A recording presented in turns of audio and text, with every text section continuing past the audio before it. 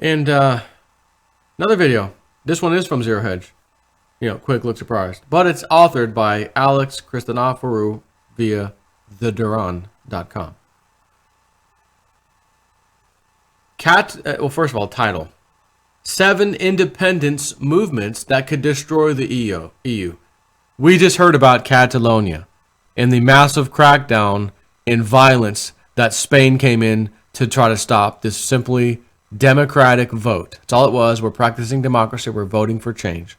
You could have found it null and void. You didn't have to waste any money, any police forces. You didn't have to hurt 900 plus people. You could have just said, we find it null and void. We don't care what you guys just did. But that wasn't the response.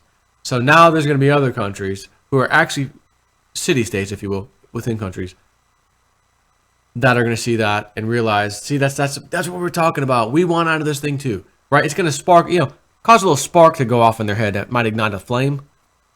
And the flame might turn into a raging fire. And the next thing you know, we have an article like this, 7 independence movements that could destroy the EU. Catalonia continues to press on with its independence movement, much to the dismay of Spain and the European Union. Catalonia is not the only region in the Eurozone demanding more autonomy or independence. See, because they had an agreement in Catalonia, and then a court struck it down, I think in 2010, and that's kind of when this whole thing started for Spain, or Catalonia.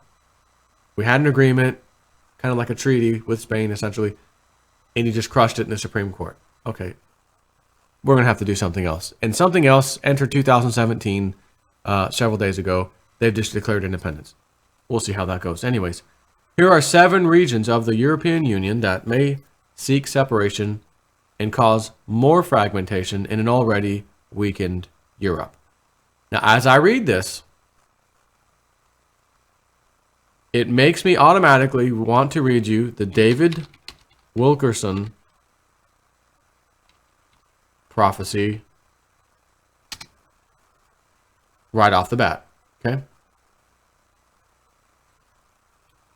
Because if this is a movement now, and it very well may be, the Eurozone is going to break apart, clearly. What's going to be the value of the euro? It's going to go to crap, right? So, let's see, where's that one? Let me pause this, hang on. And I'm going to give you the short and sweet version of it, I believe here. Well, I don't know, maybe I should just read it more. And he says, this particular site I found it on, key points to remember about this vision he had. Mr. David Wilkerson. From the time the first country goes down, when he's talking about in Europe, Eurozone, you will have 2 weeks to get your money out of the bank here in America. Because it's going to start, it's a little spread. America will come through the crisis. There will be a restoration, but it's not going to be pretty. Dealing with it. But the nation will never be like it was before. God is saying, get our life straight, get rid of these idols, seek the face of God in holiness. God will be a wall of fire about you and the glory in the midst of you. So he says 6 months of horror. And we're going into 6 months of the worst hell America has ever seen. There's going to be chaos. Not even the National Guard's going to be able to quiet it down. We're going to have to call out the whole U.S. Army. Now, I've had visions recently, for I've been in New York City, and this is an old vision, and I was in Macy's in a vision, and I saw people walking around stunned because they couldn't get their money out of the bank. Now, I'm going to give you a word of advice. The first country that goes bankrupt, I've documented this, and I've got it sealed in an envelope, and I'm going to call all my friends, and I'm telling you, this is the first time I've said it in a public meeting like this, but the first country that goes belly up, you go get every dime you have, church, get your money out of the bank, because there's going to be a bank holiday, and you won't be able to get a dime for 6 months. Now, of course, there's going to be restored, but the nation will never be like it is again. There's going to be fear like we've never known, judgment at the door. When I was at Macy's department store in a vision and I watched people walking around stunned, they didn't know what to do, they didn't know what was happening. Then a bunch of people walked into Macy's and suddenly went wild and began to steal. And within an hour, I saw the spirit of everybody in the store. They were robbing and stealing. They raped Macy's and destroyed 5 floors. Macy's was raped and ruined in a period of an hour or two. That's just the beginning. Folks, it's all in this book, the Bible. We've been warned and warned and warned. I can't tell me how God has warned us. And then there was another one about Mexico. It's about to happen very soon. One nation, and I'm speaking prophetically. If I've ever heard anything from God in my life, I heard it. Very soon, a European or North African or Eastern nation is going to default on its international loan. And when that happens, within 2 weeks, Mexico is going to default.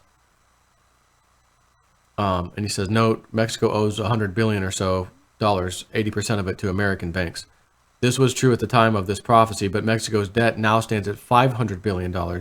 I am not sure how much of this is held by U.S. banks.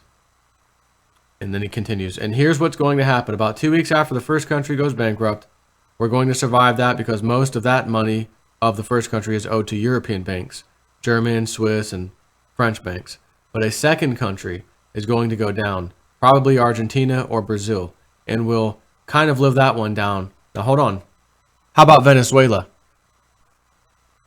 And we're going to survive that because and we'll kind of live that down and say, well, maybe that's not going to hurt. It's that country. Like we're looking at Venezuela now. It's just Venezuela. Who cares? That's interesting, right? But 2 weeks after the first country goes down, Mexico's going to default. And when the banks open up the next day at 9 in the morning, $15 billion an hour is going to be withdrawn from our American banks. They're going to be running our banks, the Arabs, all the Latin American countries. They're going to be running our banks. He means bank run. The day before the day is over, the U.S. is going to have to declare a bank holiday.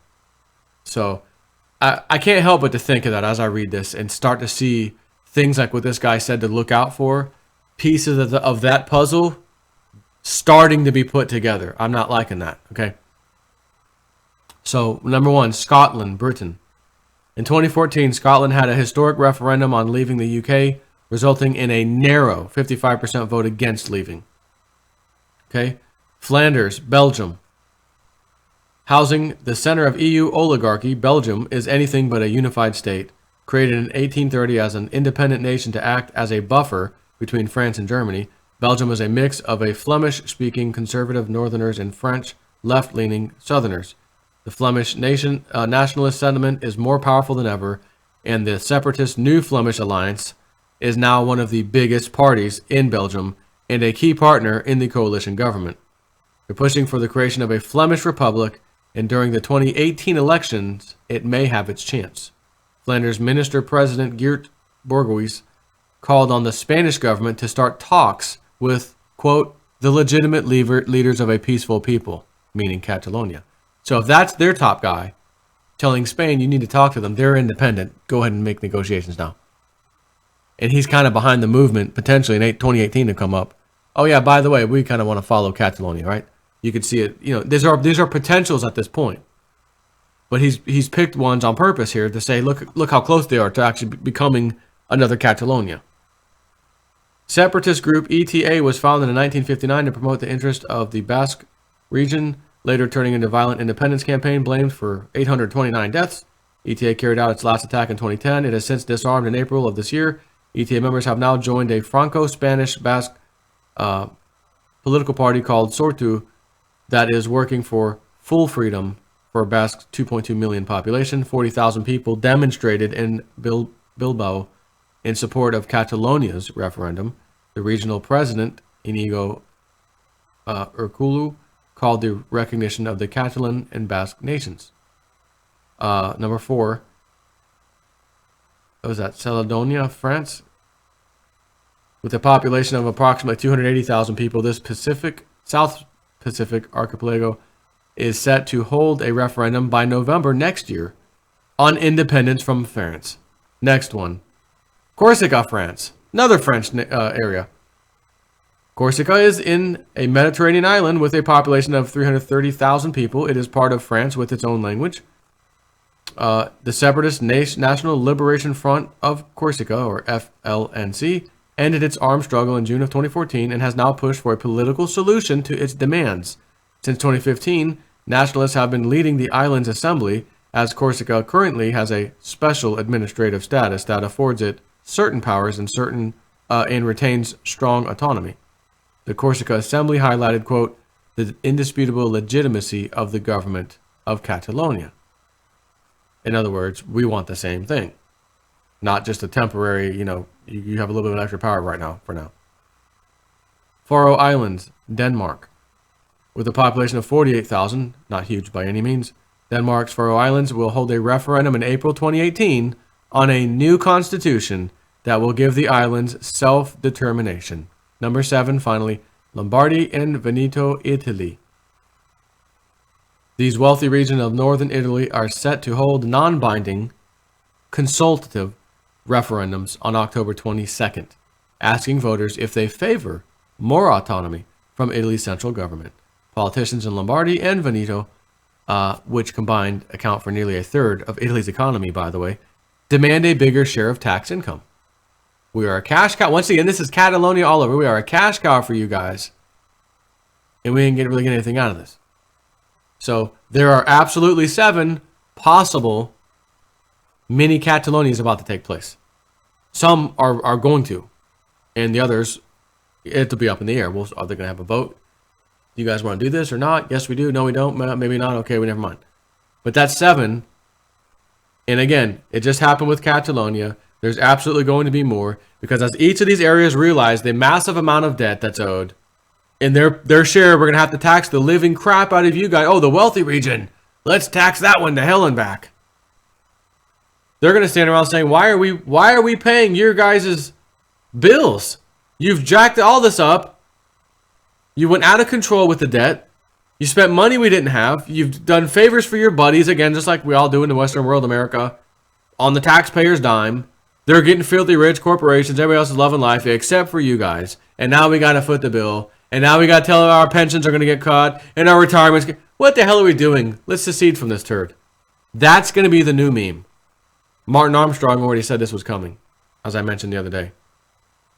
Distrust in government coming to a planet near you. He said this a few years ago and reiterated in recent times. Yep, it's about that year, 2017, 2018.